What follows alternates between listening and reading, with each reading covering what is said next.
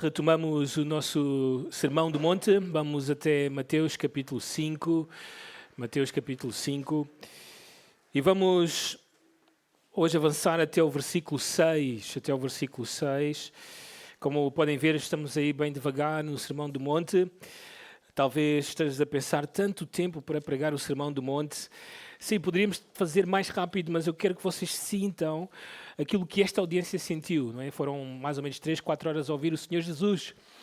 No final desse tempo, muitos deles tiveram fome. Então eu quero que vocês também tenham essa fome. Também, aliás, o versículo de hoje fala acerca de uma fome e uma sede. Vamos então pensar também nesta bem-aventurança nesta manhã. Vamos até Mateus 5, então, a partir do versículo 1, só para termos o contexto, até o versículo 6. Diz assim a palavra de Deus. Vendo Jesus as multidões, subiu ao monte e, como se assentasse, aproximaram-se os seus discípulos e ele passou a ensiná-los, dizendo: Bem-aventurados os humildes de espírito, porque deles é o reino dos céus. Bem-aventurados os que choram, porque serão consolados. Bem-aventurados os mansos, porque herdarão a terra. E bem-aventurados os que têm fome e sede de justiça, porque serão fartos. Tem aqui a palavra de Deus. Vamos pedir ao Senhor que nos ajude nesta manhã mais uma vez a entender a sua revelação. Pai amoroso, estamos gratos de estar aqui, gratos de ter este tempo como igreja e gratos de cantar, relembrar a Tua grande salvação, o grande Deus que és. E agora, Senhor, de ouvir a Tua voz, de ter a Tua palavra, de ouvir a Tua pregação, o Teu sermão, de entender a Tua vontade. Por isso, Senhor, sei connosco, abençoa-nos também nesta manhã, falando aos nossos corações, explicando-nos por meio do Teu servo aquilo que é a Tua vontade, aquilo que Tu queres que nós, aqueles que estamos em Cristo, sejamos e vivamos neste mundo. Senhor, que cada um considere, tenha o discernimento que vem de Ti, para pensar, refletir sobre a sua própria condição. Se são pessoas que têm fome e sede de justiça, esclarece isto esta manhã, Senhor, para que ninguém saia daqui sem a certeza, sem a segurança de ser um filho Teu, de ser um cidadão do reino dos céus. Assim nós oramos no nome precioso do Senhor Jesus Cristo. Amém. Há um livro muito famoso, muito conhecido. A editora Fiel publicou este livro em português, que se chama Evangelho segundo o Senhor Jesus Cristo. Este é um livro escrito pelo pastor John MacArthur. E é um livro que li há alguns anos atrás, voltei a ler outra vez no Seminário Bereia. E há pouco tempo também, com o Filipe, estivemos a ler este livro. E é um livro que eu recomendo a todos aqueles que de alguma forma querem ter a certeza, a segurança de que são filhos de Deus. De que se morrerem, o futuro, o destino eterno deles é o reino de Deus. É estar na presença de Deus para sempre. Este é um livro muito importante para isto. Este livro nasceu ou foi escrito para responder a uma controvérsia que o pastor John MacArthur via nos seus próprios dias e que até hoje vemos acontecer no meio evangélico. Quando li este livro, logo na introdução, logo no primeiro capítulo, nós temos citações que nos fazem pensar sobre coisas que nós mesmos lemos no contexto das nossas igrejas, porque o pastor John MacArthur não está a escrever este livro para atacar um problema em igrejas que estão muito longe do Evangelho, ou igrejas que deixaram de ser ortodoxas. Na verdade, está a escrever este livro para igrejas como as nossas, que ainda cremos nos fundamentos da fé, que cremos que a Bíblia é inspirada por Deus, é a palavra de Deus, toda a Bíblia é a palavra de Deus, que acreditamos que Deus é Pai, Filho e Espírito Santo, que acreditamos que o único meio de salvação é a pessoa do Senhor Jesus Cristo e a sua obra na cruz do Calvário. Então, nós acreditamos nestes fundamentos, mas ainda assim, ao longo da história, eu diria, das últimas décadas, igrejas como as nossas têm-se desviado um pouco na pregação do Evangelho, têm-se desviado um pouco no entendimento da doutrina da salvação. Então, tendo isto em vista, o pastor John MacArthur escreve este livro para atacar este problema. E ele cita 2 homens que são muito conhecidos no meio batista. Um deles chama-se Zane Hodge. Ele escreveu um livro conhecido como o Evangelho debaixo de ataque ou debaixo de ameaça. E ele disse o seguinte, notem, a conversão a Cristo não envolve compromisso espiritual algum, qualquer que seja. Ele escreveu isto.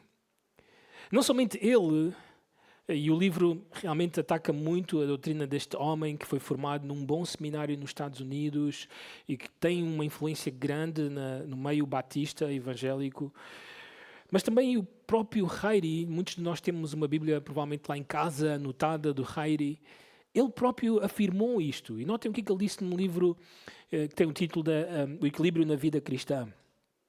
Não há necessidade de se abandonar o pecado, nem de uma resultante mudança de estilo de vida, nem de se assumir um compromisso, nem mesmo da disposição para se submeter ao senhorio de Cristo. Uau!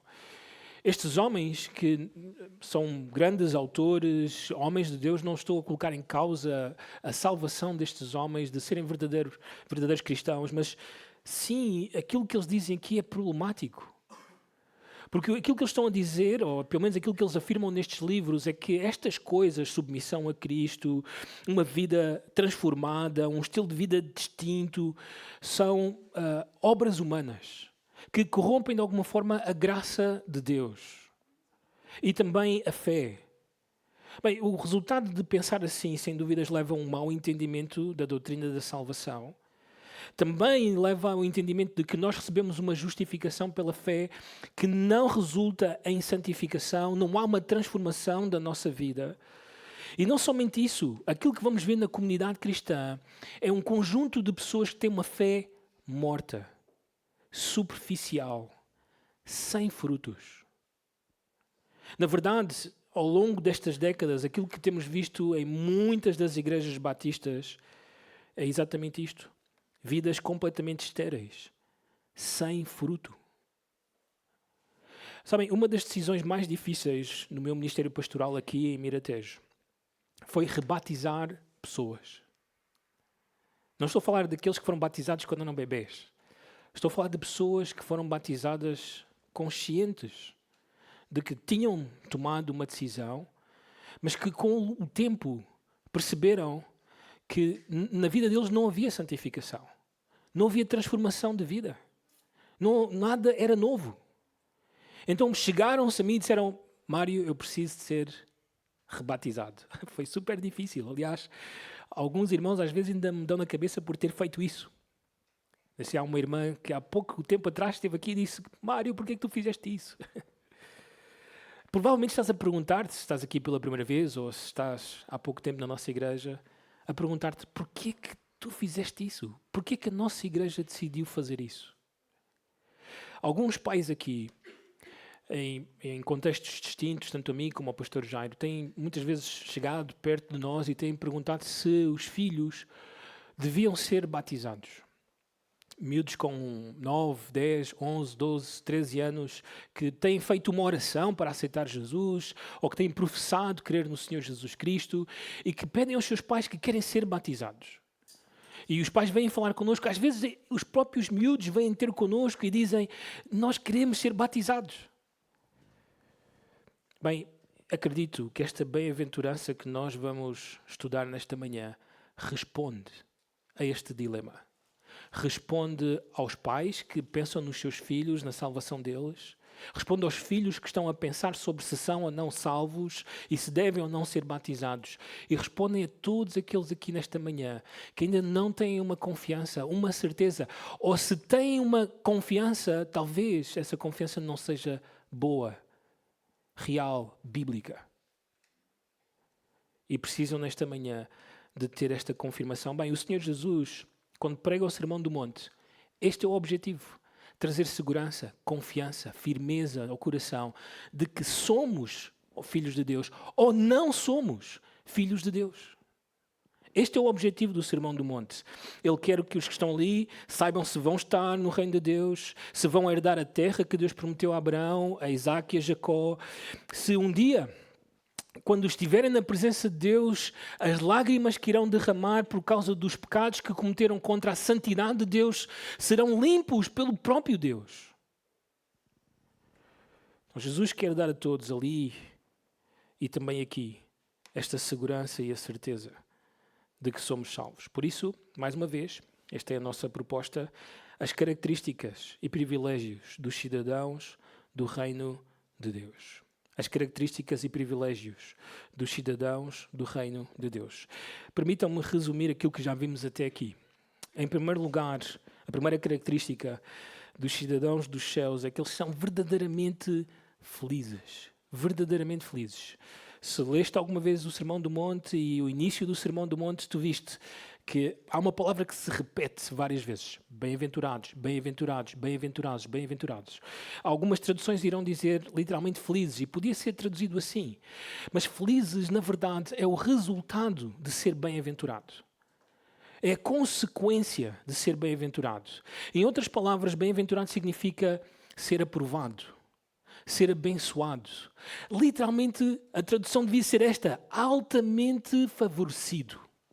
É isto que o Senhor Jesus está a dizer à sua audiência. Na mente desta audiência, que conhecia o Antigo Testamento, bem-aventurados são aqueles que eram justos. Bem-aventurados eram aqueles que foram perdoados dos seus pecados. Era isto que os salmos ensinavam. Então o Senhor Jesus está a dizer a estes que são aprovados por Deus, eles têm conhecido, eles têm experimentado a verdadeira alegria, a verdadeira felicidade. Por isso o crente é alguém que é reconhecido como um homem ou uma mulher feliz. Mas não somente isso. Em segundo lugar, os cidadãos dos céus são humildes de espírito. Esta é uma obra preciosa do Espírito Santo nas nossas vidas. No dia em que ouviste o Evangelho, certamente foi isto que aconteceu no teu coração. Porque aconteceu e tem acontecido no coração de todos aqueles que foram salvos pelo Senhor. Quando ouvimos o Evangelho, o Espírito Santo convenceu-nos de que nós não tínhamos nada. Nós não tínhamos nada nos bolsos, nada nas nossas vidas, nada para oferecer, para ganhar a aprovação de Deus, para ganhar a recomendação de Deus, para que Deus olhasse para nós com um amor eterno. Nada. O Espírito Santo convenceu-te, certamente, de que tu eras pobre, mendigo, falido, em bancarrota espiritual. Não tinhas nada. Então o que é que tu fizeste? Por meio do poder do Santo Espírito, quando ouviste o Evangelho, dobraste os teus joelhos e disseste ao Senhor: tem misericórdia de mim. Tem misericórdia de mim. Foi isto que tu disseste? Certamente, se chegaste a ser iluminado pelo Espírito Santo de Deus. Bem, esta pobreza de espírito, ou ser humildes de espírito, é uma obra contínua nas nossas vidas. O crente continua a estar nessa situação. Ele continua a depender totalmente de Deus. Ele continua a depender totalmente dos recursos de Deus. Ele sabe que só pode ser um bom pai, um bom marido, um bom homem, um bom crente, servir na igreja com excelência por meio do poder de Deus, por meio da palavra de Deus. Por isso, sempre, em todas as coisas, o crente depende de Deus, não de si mesmo. Não das suas habilidades, não da sua capacidade mental. Não. Sim, e somente através do poder de Deus. Em terceiro lugar, a terceira característica, os cidadãos dos céus são os que choram. Mas isto não é um choro qualquer. Não é um choro quando eu e tu perdemos os nossos pais. Não é um choro quando eu e tu perdemos o nosso emprego. Não é um choro quando aconteceu uma tragédia nas nossas vidas. Não é esse tipo de choro. Este é um choro específico sobre o teu pecado, o meu pecado.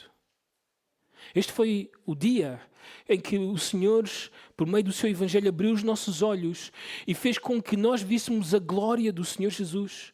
E quando nós dizemos glória, para muitos dos que estão aqui que têm frequentado fundamentos da fé, sabem que a glória de Deus, a glória de Cristo, é a soma dos seus atributos. atributos, características, qualidades do Senhor Jesus. Provavelmente algumas coisas vêm à tua mente sobre quem Deus é. É o seu caráter, a sua pessoa. A soma de tudo isso é a majestade de Deus, é a glória de Deus, é o brilho de Deus. Quando o Evangelho nos foi apresentado, o Espírito Santo teve esta função, mostrar diante dos nossos olhos que outrora estavam fechados e que agora foram abertos. Vimos essa glória, vimos esse brilho, mas ao mesmo tempo vimos também o nosso pecado, a nossa miséria, de como nós ofendemos a santidade e a glória de Deus. E o único resultado possível foi chorar diante disso. Foi lamentar ter falhado contra Deus. E o Espírito de Deus então trouxe o consolo naquele momento por meio da salvação de Cristo. Mas haverá um dia onde eu e tu seremos consolados pela mão de Deus. Ele vai enxugar as nossas lágrimas quando estivermos na sua presença por causa disso. Mas também os cidadãos dos céus são mansos. São mansos. O que é que isto significa? Manso é alguém que procura viver de forma justa, é um justo, mesmo que à sua volta tudo seja injusto, tudo seja mau. Há pouco, depois do primeiro culto, uma pessoa que estava a visitar-nos disse: como é que é possível viver assim, vendo tantas coisas erradas e conseguir estar calmo? Bem, esta é uma obra do Espírito. O Espírito Santo traz esta moderação, esta calma, esta tranquilidade, mesmo quando tudo à nossa volta parece estar a desmoronar. Porquê? Porque o manso sabe que Deus vê, Deus sabe, Deus ouve. O manso submete-se à vontade de Deus, submete-se à soberania de Deus. Ele submete-se ao senhorio de Deus sobre todas as coisas e sem resistência. Mas não somente isso. O manso, esta é uma vertente desta palavra de ser manso, é um elemento do fruto do Espírito.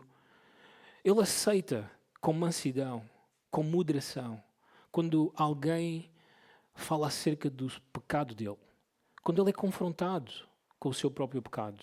Quando alguém se aproxima por amor a ele e lhe diz: estás errado, estás em pecado, estás mal. O manso terá a atitude de aceitar estas palavras, de se arrepender e mudar a sua vida. Ele não fica amargurado, não fica ofendido, não fecha o seu coração. Não tem esta atitude, porque ele sabe que o que esta pessoa está a dizer não somente pode ser verdade, mas esta pessoa nem sequer sabe quão mau eu sou realmente. Eu sou muito pior do que ela pensa. O manso sabe, tem um verdadeiro discernimento da sua própria situação diante de Deus, de como ele é vil, de como ele é pecador, mas perdoado por Deus, graças a Deus. Este é o manso. Hoje olhamos então para a quinta característica. E a quinta característica é que os cidadãos dos céus têm fome e sede de justiça. Fome e sede de justiça. Em outras palavras, o sorriso de Deus, o rosto de Deus que resplandece sobre esta pessoa, resplandece porque esta pessoa é faminta por justiça. Agora, Jesus, que é especialista em usar as palavras certas, não é o meu caso, o Senhor Jesus sim era certamente um grande mestre, usa expressões que têm, sem dúvidas, o objetivo de tocar a mente e o coração dessas pessoas que o ouvem em primeiro lugar. Porquê? Porque fome e sede de justiça muitas vezes não é bem entendido por nós. Talvez nesta sala alguém já padeceu muita fome, não sei. Mas normalmente no contexto português, quando eu e tu temos fome e sede, damos 4 passos dentro de casa, abrimos o frigorífico e rapidamente comemos. Assim, bebemos. Talvez aquilo que eu pessoalmente vi como fome e sede foi quando estive na Guiné-Bissau. Talvez foi o pior que vi. Mas não sei toda a situação de todos, mas a situação destas pessoas do primeiro século era muito difícil. Estas palavras tinham um grande peso. Fome e sede eram bem reais e traziam grande dor e desespero a estas pessoas. Aliás, na história de Israel, há momentos em que a fome e a sede é terrível. Há um momento em que há tanta fome que se vende a cabeça de um jumento para comer. E, na altura, vender a cabeça do jumento não era somente raro, mas era algo totalmente barato. Mas agora era super caro comprar a cabeça de um jumento para comer. Há um momento tão baixo em Israel em que se vende a caca do pombo para comer. Aliás, o momento mais terrível na história de Israel, de grande fome e sede, foi quando a cidade de Jerusalém está num grande cerco e pessoas têm fome e duas mães decidem cozinhar os seus bebés para comerem. E uma delas cozinha. A outra não o faz, não cumpre. E esta que cozinhou o seu bebê queixa-se ao rei que esta mulher disse que ia cozinhar o bebê e não o fez. Esta audiência sabe bem o que é passar fome e sede. Estas palavras traziam à mente delas um momento de grande dor e de grande desespero. Agora, o Senhor Jesus está a usar isto como metáforas para falar acerca da justiça. Em outras palavras, o crente é alguém que tem grande dor e desespero por justiça. O Espírito Santo fez tal obra nesta pessoa que agora ela é vista, ela é reconhecida como alguém que tem este desespero e esta dor por justiça. E precisamos de entender o que é isto. Agora, para a primeira audiência, isto não era algo... Esta pronunciação do Senhor Jesus, ou esta proclamação do Senhor Jesus, não era uma coisa nova. Notem o Salmo 42, versículos 1 e 2. Diz assim o texto: como suspira a corça pelas correntes das águas, assim por ti, ó Deus, suspira a minha alma. A minha alma tem sede de Deus, do Deus vivo. Quando irei e me verei perante a face de Deus? Então o salmista, neste contexto, está a expressar o seu grande desejo, a sua fome, a sua sede por Deus. Notem o Salmo 63, versículo 1. Ó Deus, Tu és o meu Deus forte, eu te busco ansiosamente, a minha alma tem sede de Ti, o meu corpo Te almeja como terra árida, exausta e sem água. Notem o salmista a mostrar-nos qual é a sede, qual é a fome do crente. É por Deus, é por Deus. Isto ajuda-nos a entender então o ponto do Senhor Jesus. Não somente é uma mensagem para os crentes, mas está a dizer-nos que o verdadeiro discípulo de Cristo é alguém que tem fome e sede de Deus. Que ele aqui diz que é uma fome e sede de justiça. Bem, precisamos então de entender que justiça é esta. Porque quando pegamos em comentários ou ouvimos pregações, dependendo de quem estamos a ouvir, às vezes vamos ouvir coisas distintas sobre que justiça é esta. Para teólogos um pouco mais liberais, esta justiça ela é meramente social. Não está a falar de nenhuma justiça na tua própria vida, mas está a falar de uma justiça na sociedade. Uma sociedade justa. Para estes, assim, os crentes são pessoas que anseiam por este tipo de sociedade. Assim, por algo justo à sua volta. Para alguns deles, o reino é algo que já está em vigor, que já começou com a primeira vinda do Senhor Jesus. Então significa que agora, estando o reino aqui, os crentes devem procurar de forma intencional a instauração deste tipo de sociedade, uma sociedade justa. Às vezes vamos ouvir estes teólogos dizerem que os crentes precisam de entrar na política, precisam de ser governantes, primeiros ministros, precisam de estar envolvidos para que a sociedade seja mais justa. E assim instauramos o reino de Deus nesta terra. Bem, não é este o caso. Não é isto que Deus ou o Senhor Jesus estava a pronunciar aqui, ou a ideia sobre a justiça. A justiça que aqui é proclamada vai em linha com tudo aquilo que já foi dito anteriormente. Quando falava de ser pobres de espírito, falava de uma situação pessoal. Quando falava de chorar, falava de algo pessoal. Quando falava de ser manso, é algo pessoal. Não está a apontar à sociedade, não está a apontar para fora da igreja, mas está para apontar para os crentes. Logo, esta justiça é uma justiça pessoal. Não somente isto. Ao longo do Sermão do Monte, 7 vezes a palavra justiça irá surgir. E nestas 7 vezes sempre aponta a uma justiça pessoal. Aos crentes se lhes avisa que eles vão ser perseguidos por causa da sua justiça. Não pode ser só por coisas boas que nós desejamos para a sociedade, mas é pela forma como vivemos, por aquilo que dizemos. Mas não somente isso. Aos crentes se lhes dizem que eles devem procurar em primeiro lugar o reino de Deus e a sua justiça. Por coisas que eles fazem, que eles procuram fazer.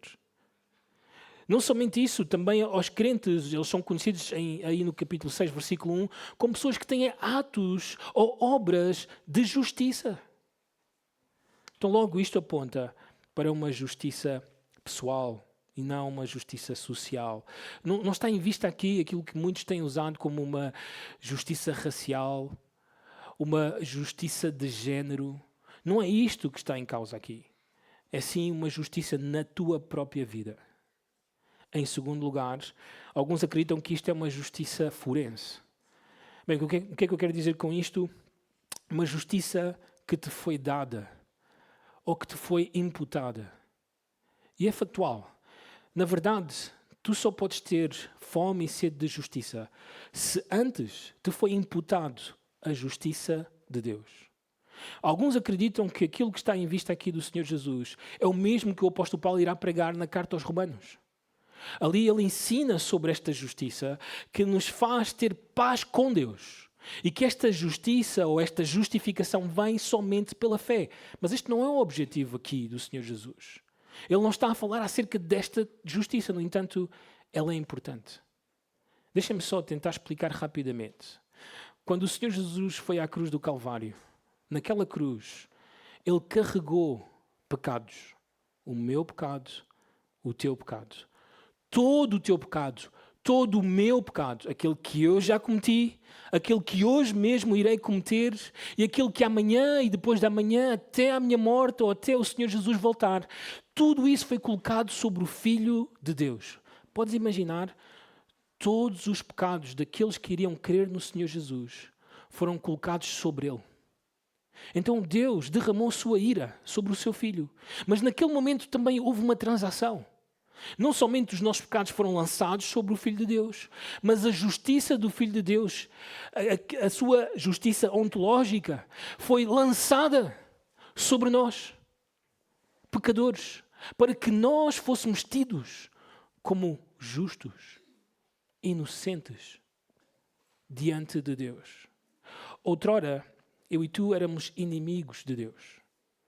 Éramos ímpios, perdidos, cegos, filhos da desobediência, filhos do diabo. Mas com a justiça de Deus em nós, agora somos tidos como filhos de Deus, santos, amados, escolhidos. E muitos outros adjetivos que nos mostram a transformação que houve por meio desta justiça que Deus imputou às nossas vidas. É isto que alguns acham que o Senhor Jesus está a dizer aqui, mas não é este. O caso, no entanto, não sei o caso de todos aqui. Não sei se tens esta justiça. É muito importante que tenhas esta justiça, porque senão este sermão não faz nenhum sentido para ti. Tu precisas de ser ou ter a justiça de Cristo em ti. Porque sem isso não há fome e sede de justiça. Quando o Senhor Jesus pronuncia estas palavras, ele tem em mente de que muitos têm entendido o convite de Deus para ter esta justiça. No Antigo Testamento, em Isaías capítulo 55, versículos 1 a 3, Deus faz um convite. E faz um convite à audiência de Israel. Isto é muito importante, até mesmo para nós. Porque Israel é a nação que Deus escolheu. Deus criou esta nação por meio de Abraão e Sara. Deus trouxe esta nação para a terra prometida. Deus fez alianças com esta nação. Esta nação tem recebido a revelação de Deus. É uma nação especial, é o povo de Deus. No entanto, mesmo sendo circuncidados na carne, mesmo tendo todos estes privilégios, Deus continua a chamá-los para a salvação. Isto é muito importante, porque tu podes estar aqui nesta sala, podes ter muitos anos na igreja, podes ser como alguém do povo de Israel e, no entanto, ainda precisar da salvação de Deus. Notem como Deus convidava a nação de Israel neste texto. Todos vós, os que tendes sede, vinde às águas. E vós, os que não tendes dinheiro, vinde, comprai e comei. Sim, vinde e comprai, sem dinheiro e sem preço, vinho e leite. Porque gastais o dinheiro naquilo que não é pão e o vosso suor naquilo que não satisfaz? Ouvi-me atentamente, comei o que é bom e vos deleitareis com finos manjares. Em outras palavras, Deus está a convidar aqueles que estão dentro de Israel para virem e terem um banquete com Ele. É isto que Deus está a fazer. Lembras-te de uma parábola do Senhor Jesus em que Ele convida, ou Ele conta esta história sobre um rei que convida os seus cidadãos para virem a um grande banquete que Ele está a preparar. Lembram-se? E os seus servos saem a convidar estas pessoas, mas muitos deles têm desculpas para não irem à festa. É interessante porque Ele conta esta história a fariseus e escribas que estão chocados que os cidadãos não foram ao convite deste rei. Então o rei fica furioso porque ninguém veio. E ele manda outra vez os seus servos a convidar qualquer pessoa, até ir pelos atalhos e trazer qualquer pessoa para este grande banquete. E este grande banquete não é outra coisa senão obter salvação de Deus. Obter a justiça de Deus. Porque notem o versículo seguinte, versículo 3. Inclinai os ouvidos e vinde a mim. Ouvi, e a vossa alma o quê? Viverá. Porque convosco farei uma aliança perpétua, que consiste nas fiéis misericórdias prometidas a Davi. Parte destas promessas, fiéis que não vão deixar de existir, é um reino que irá durar para sempre. Então Deus convida, e nesta manhã, sem dúvidas, convida a todo aquele que está aqui nesta sala, que ainda não tem a salvação de Deus, a que venha. E como? Bem, lembra-te, em primeiro lugar, que tu és um pecador, uma pecadora diante de Deus. Deus conhece a tua vida. Deus sabe quem tu és, aquilo que tens feito, em público e em privado. Tu não podes esconder nada na tua vida de Deus. E Ele sabe que tu és pecador, que tu tens pecado contra Ele. Isto não é simplesmente um confessar, sim, todos nós erramos, todos nós... Não. Isto é entender que tu tens pecado contra Deus, que é santo, santo, santo. E este Deus que é santo, santo, santo, aborrece o pecado. E um dia Ele vem julgar o pecador que não se arrepende do seu pecado. Mas tu não tens que ser julgado nesse dia, onde não haverá mais volta. Serás julgado eternamente, para sempre, no lago de fogo. O Senhor enviou o seu Filho. E o Senhor julgou o seu Filho no lugar dos pecadores. Jesus pagou o preço por nós. A ira de Deus, que muitos irão pagar por toda a eternidade, o Senhor Jesus pagou por alguns. Ele padeceu na cruz do Calvário, carregou o nosso pecado, foi ferido, foi crucificado naquele lugar, maltratado, cuspido, açoitado por nós. E morreu naquele lugar, foi sepultado. Mas ao terceiro dia, Ele ressuscitou. E é a sua ressurreição que confirma, que traz segurança de que eu e tu seremos justificados somente pela fé. E tu precisas de crer nesta mensagem para ser salvo e para chegar a ter fome e sede de justiça. Sem isto, nunca terás este desejo, nem esta dor, nem este desespero por justiça. Tu és tal pessoa, tu és salvo por Cristo, tu tens a salvação de Cristo. Muito importante, porque hoje é o dia da salvação. Arrepende-te e crê no Senhor Jesus. Então a sede e a fome por justiça virão. E precisamos então entender que fome e sede é esta. Chegamos então ao fim. Esta fome e esta sede por justiça é a nossa santificação. É a nossa santificação. O que é que isto significa? É um desejo interior que se manifesta na nossa vida, na nossa forma de viver, em buscar a vontade de Deus, em fazer a vontade de Deus. É uma vida piedosa. É um desejo de viver de forma justa. Deixa-me explicar de 3 formas. Em primeiro lugar, é um desejo de ser livre do pecado. É um desejo de ser livre do pecado. Os que têm fome e sede de justiça têm um forte desejo de estar bem com Deus, de o agradar, de fazer a sua vontade. Há uma versão, não me lembro bem o título desta versão, que literalmente traduz este texto, esta frase, como: felizes são aqueles que desejam fazer a vontade de Deus. Eles estão certos, é exatamente isso que significa fome e sede de justiça. Os que têm esta fome buscam em primeiro lugar o reino de Deus e a sua justiça. Isto implica, sem dúvidas, fazer morrer o pecado em nós. O que tem fome e sede de justiça sabe que o pecado é rebelião contra Deus. Então esta pessoa procura evitar o pecado, procura fazer morrer algum hábito pecaminoso na sua vida. Esta pessoa entende que o pecado polui a mente, polui as emoções, polui a vontade. Então ela anseia por fazer morrer o desejo do pecado. Isto é, em primeiro lugar, fome e sede de justiça. Se tu és crente, tu tens este desejo em ti. O Espírito Santo fez esta obra em ti. Tu não queres mais viver para o pecado. Antes, pelo contrário, tu queres fazer morrer o pecado na tua vida. Em segundo lugar, um anelo profundo por Deus. Um anelo profundo ou um desejo profundo por Deus. Em outras palavras, um desejo de ser santo de forma positiva. O que é que queremos dizer com isto? Não é só aquele aspecto negativo de querer fazer morrer o pecado, mas o aspecto positivo de procurar Deus. E a única forma de o fazer é por meio da sua palavra. Então o crente tem um desejo pela palavra de Deus. Ele quer ler a palavra de Deus. Ele quer meditar na palavra de Deus. Lembras-te, tu que és crente, lembras-te quando o Senhor tocou finalmente o teu coração? Qual era o teu maior desejo? O que é que tu mais querias fazer?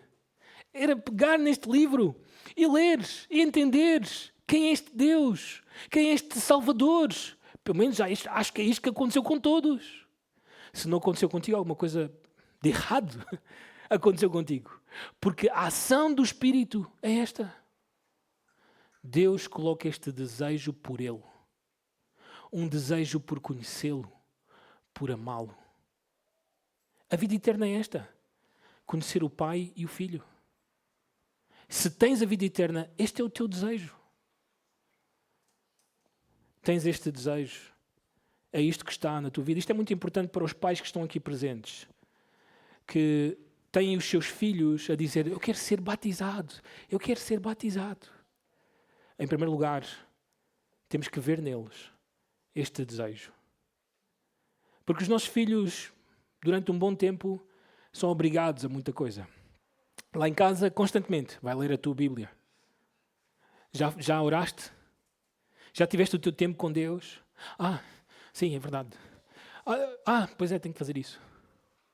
Assim, lá em casa, às vezes, fazemos esta experiência. Não dizemos nada. Às vezes, uma semana sem ir à Bíblia. Mas eu quero ser batizado. Não. Porque não tem a ver com uma oração que tu fizeste. Nós não somos católicos romanos que praticamos umas coisinhas para obter graça e sermos salvos. Não, não. Não é uma oração que tu fizeste ou um batismo que foi realizado. Não, não. É uma transformação do teu ser. Que agora se vê claramente num desejo por Deus e pela sua palavra. O Espírito Santo vai fazer esta obra em ti e em mim. Isto tem que estar presente. Se não está presente, a triste, trágica notícia é que estás errada, na tua salvação. Este desejo tem que estar ali. Senão é só religião. Só religião.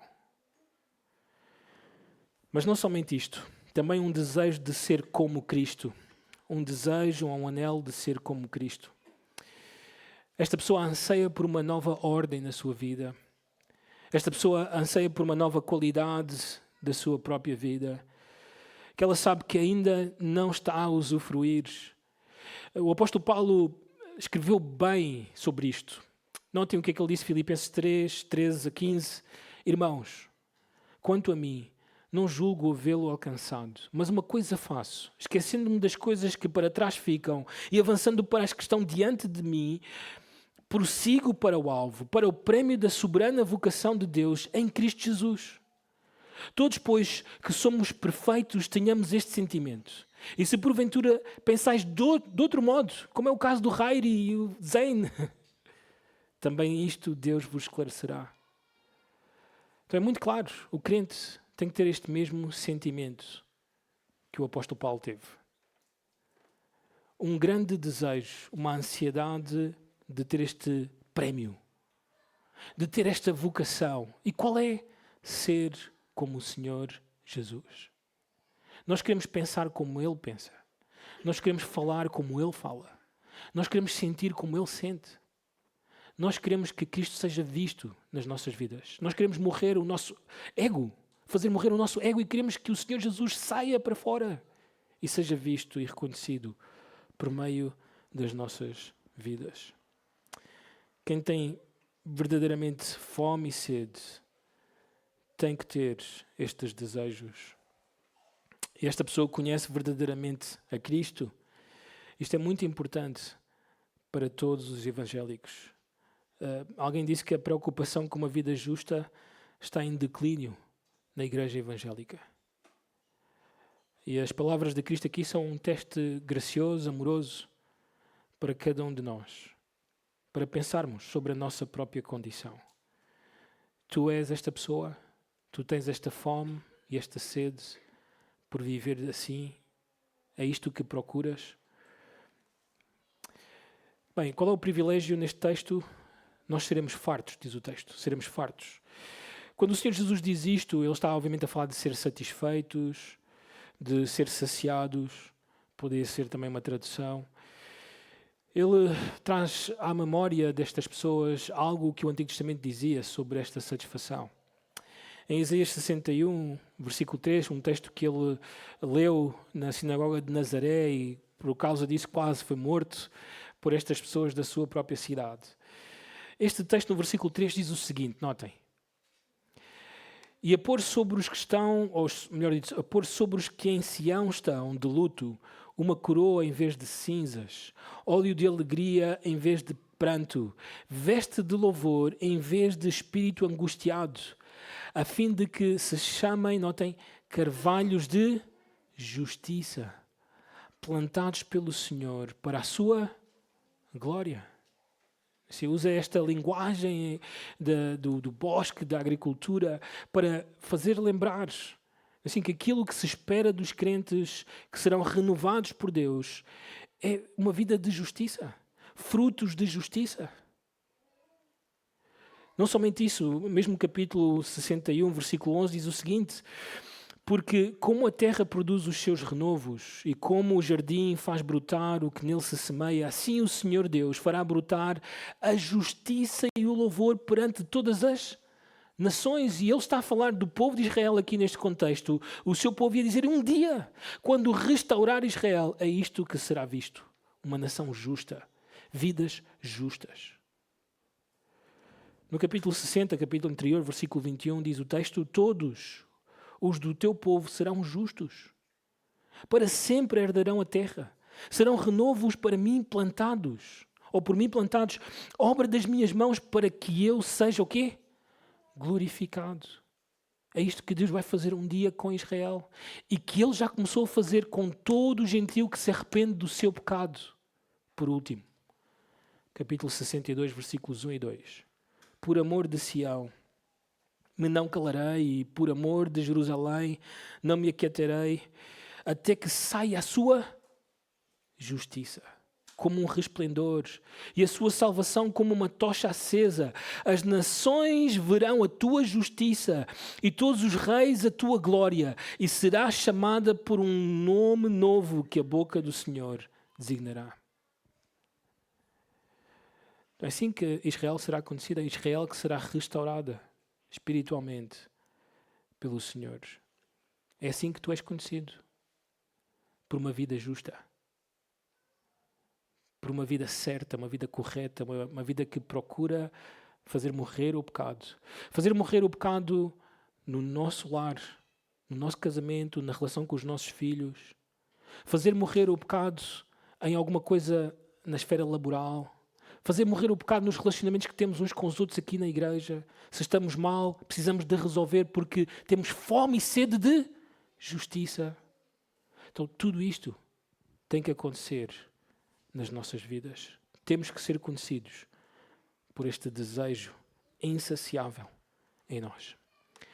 Agora, Eu sei que muitas vezes nem todos os crentes estão nesta situação. E o texto é interessante porque usa um verbo que está no modo passivo. O que é que isto significa? Que não é uma ação que eu e tu estamos a fazer, a ter fome e sede de justiça, mas é uma ação que sofremos. Alguém está a fazer com que eu e tu tenhamos o quê? Fome e sede. É um pouco parecido com o que aparece em Efésios capítulo 5, versículo 18, mas enchei-vos do Espírito, que muitos entendem como sendo algo que têm que fazer, mas não é algo que têm que fazer, é algo que sofrem. Alguém vai encher-vos com o Espírito Santo. A única coisa que se pede do crente é que deixe isso acontecer, que não impeça, que não coloque entraves, que não coloque paragens. E tu sabes, eu também sei, que houve momentos na nossa vida em que nós colocamos entraves e barreiras. Algum pecado que precisamos de tratar, eliminar das nossas vidas. Às vezes, algum problema de dureza no nosso coração sobre alguma situação. Mágoas, amarguras, relacionamentos errados. Tudo isto trava a fome e a sede de justiça. Resolve isso para que tenhas sempre este desejo insaciável por fazer a vontade de Deus. Vamos orar por isto, para que o Senhor possa fazer esta obra por meio das nossas vidas. Pai amoroso, nós oramos para que na Tua graça sejamos um povo tido, conhecido como famintos da Tua justiça, que busca em primeiro lugar a Tua justiça, que deseja fazer a Tua vontade, que quer conhecer-te, que quer amar-te, que esquadrinha a Tua palavra, que vem orar quando é para orar. Senhores, que isto seja visto, reconhecido nas nossas vidas. Por isso, Senhor, afasta de nós ou ajuda-nos a fazer morrer o pecado, a preguiça, a negligência, alguma coisa nas nossas vidas que nos tem afetado e que não nos permite ter esta fome, esta sede constante.